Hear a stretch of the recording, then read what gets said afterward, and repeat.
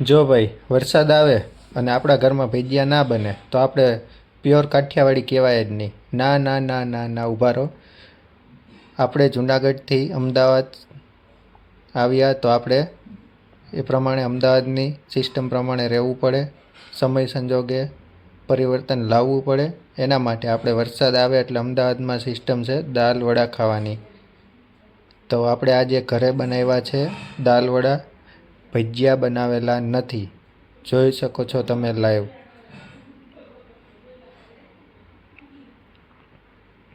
દાલ વડા અહીંયા બોપલમાં 400નો કિલો છે અને થલતેજ સિંધુ ભવન 700નો કિલો છે. એ જ દાલ વડા આપણે ઘરે બનાવીએ તો સસ્તામાં બની જાય છે. તૈયાર ખાવામાં કાંઈ મજા નથી. એમાં શું શું નાખે આપને ખબર નથી. ઘરે બનાવેલું હોય તો આપને ખબર હોય આપણે શું એડ કર્યું છે. આપણા શરીરને પણ નુકસાન ના થાય. વરસાદ આવે અને કોણ દાલ વડા ના ખાય? બને જ નહીં અમદાવાદમાં એ વસ્તુ.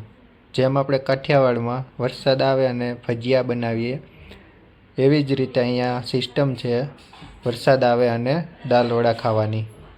આવો મોજ કરી અને ખાઈ રખડી ખાઈ પીને મોજ જ કરવાની છે.